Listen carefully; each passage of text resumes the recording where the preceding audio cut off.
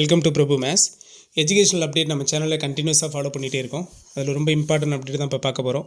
So சேனலுக்கு new viewer இருந்தீங்கன்னா கண்டிப்பாக சேனலை சப்ஸ்கிரைப் பண்ணிட்டு உள்ள வாங்க. வீடியோவை ஃபுல்ஃபில்லாக ஸ்கிப் பண்ணாமல் பாருங்கள், உங்களுக்கு தேவையான எல்லா அப்டேட்டும் கிடைக்கும். சரிங்களா?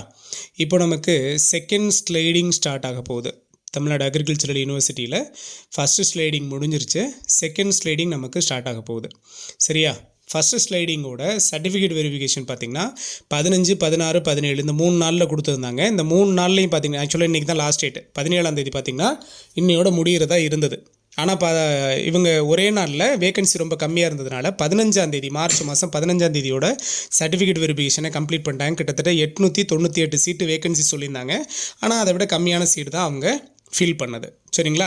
870 சீட்டோ என்னவோ தான் அவங்க சர்டிஃபிகேட் வெரிஃபிகேஷனுக்கு கூப்பிட்டுருந்தாங்க. இப்போ இதில் என்ன அப்டேட் அப்படின்னு பார்த்தீங்கன்னா, இந்த 870 சீட்டில் இது வரைக்கும் பார்த்தீங்கன்னா இப்போ நேற்றுக்கு நடந்த இப்போ 2 நாளைக்கு முன்னாடி நமக்கு 15ஆம் தேதி நடந்த சர்டிஃபிகேட் வெரிஃபிகேஷனில் வேகன்சி ஸ்டேட்டஸ் நம்ம சொல்லிக்கிட்டே இருக்கோம். வேகன்சி ஸ்டேட்டஸ் பார்த்திங்கன்னா இப்போ நமக்கு கிடச்சிருக்க தகவல் படி 200+ சீட்ஸுங்கிறது கன்ஃபார்ம். ஆனால் இந்த நாங்கள் சொன்னது 250+ சீட்ஸ் வந்து நேற்றுக்கு வேகன்சியில் சொல்லியிருந்தேன். ஆனால் இந்த 200+ சீட்ஸுங்கிறது அஃபீஷியலாக கன்ஃபார்ம். சரியா? ஆனால் இந்த 50 சீட்ஸுங்கிறது கண்டிப்பாக இன்க்ரீஸ் ஆகும். இந்த 50 சீட்ஸுங்கிறது 75 சீட்ஸாக கூட வரதுக்கு சான்ஸ் இருக்குது. ரொம்ப ரொம்ப இம்பார்ட்டன்ட் அப்டேட் இதுதான். இதுக்காக தான் இந்த வீடியோ போட்டது. ஸோ வேகன்சி ஸ்டேட்டஸில் பார்த்திங்கன்னா சேஞ்சஸ் இருக்குது. இதை தாண்டி இந்த தடவை ஸ்லைடிங் போட்டவங்களுக்கும் சரி, நியூவாக அலாட்மெண்ட் ஆக போகிறவங்களுக்கும் சரி, நல்ல ஹைலி கட் ஆஃப் இருக்கிறவங்களுக்கு இன்கேஸ் கவர்மெண்ட் காலேஜ் வர்றதுக்கு கூட சான்ஸ் இருக்குது அப்படிங்கிற மாதிரியான தகவல் நமக்கு இருக்குது. எப்படி சார் பார்த்திங்கன்னா, நம்மக்கிட்ட இருக்கிறது 1960 சீட்டு கவர்மெண்ட் சீட்டு. அஃபிலியேட்டட் பார்த்திங்கன்னா 2337 சீட்டு. மொத்தமாக பார்த்திங்கன்னா 4297 சீட்டு. இதில் 1960 சீட்டில் இந்த என்ஆர்ஐ ப்ளஸ் இண்டஸ்ட்ரியல் கோட்டாவை தவிர ரிமைனிங் சீட்ஸ் எல்லாமே ஃபில் ஆகிடுச்சு. கண்டிப்பாக ஃபில் ஆகிடுச்சு. ரிமைனிங் நம்மக்கிட்ட இருக்கிறது அஃபிலியேட்டட் காலேஜ் சீட்ஸு. இந்த அஃபிலியேட்டட் காலேஜ் சீட்ஸ்லையும் பார்த்திங்கன்னா நியர்லி பார்த்திங்கன்னா ஒரு 1900 சீட்டுக்கிட்ட ஃபில் ஆகிடுச்சு. அப்போது நம்மக்கிட்ட வேக்கன்சியில் இருக்கிற இந்த 250+ சீட்ஸும் ஆர் 300 சீட்ஸோ மேக்ஸிமம் ஒரு 80% பார்த்திங்கன்னா அஃபிலியேட்டட் சீட்டாக தான் இருக்குது.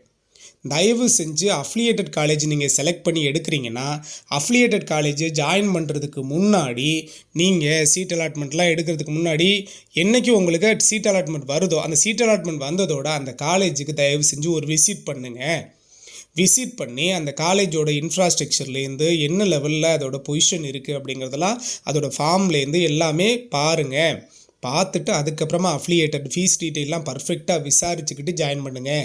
ஏன்னா நம்மக்கிட்ட கேட்குறப்போ ஒரு ஃபீஸ் சொல்கிறதுக்கு சான்ஸ் இருக்குது, உள்ளே போனதுக்கப்புறம் ஒரு ஃபீஸ் சொல்கிறதுக்கு சான்ஸ் இருக்குது. அதனால் அந்த காலேஜை விசிட் பண்ணுங்கள், பர்ஃபெக்டாக பேசுங்க. சார் என்ன ரேஞ்சில் ஃபீஸ் இருக்குது, என்ன ரேஞ்சில் இருக்கும், இவ்வளோ ரிடக்ஷன் எதுவும் வாய்ப்பு இருக்கா இந்த கோர்ஸுக்கு, இந்த கட் ஆஃபுக்கு, எல்லாமே கேளுங்க. எல்லாமே கேட்டு பர்ஃபெக்டாக விசாரிச்சுட்டு ஜாயின் பண்ணுங்கள் அஃபிலியேட்டட் காலேஜ் கிடைச்சா. ஏன்னா மேக்ஸிமம் உங்களுக்கு கிடைக்க போகிறது செகண்ட் ஸ்லைடிங்கில் அஃபிலியேட்டட் காலேஜ் தான் அதிகபட்சம் கிடைக்கும்.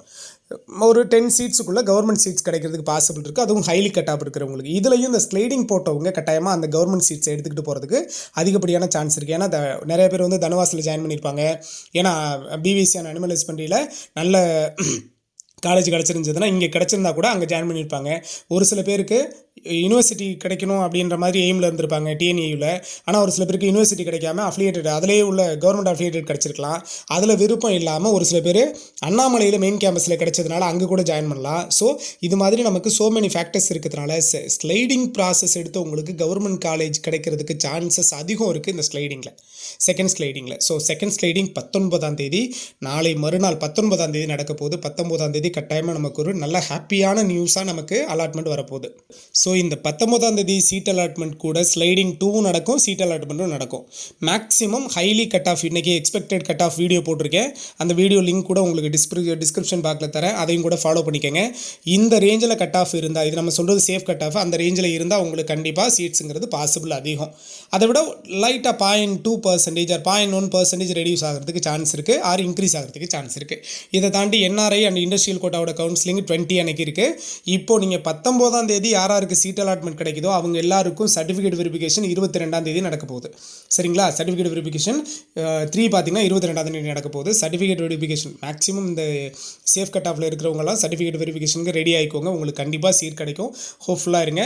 ஸோ நம்ம கிடைக்கிற இந்த வேகன்சி ஹையாக இருக்கிறதுனால கண்டிப்பாக சீட்ஸுக்கான பாசிபிலிட்டி அதிகம். இது மாதிரி அப்டேட் கொடுத்துட்டே இருக்கும். மறக்காம சேனலை சப்ஸ்கிரைப் பண்ணுவீங்க.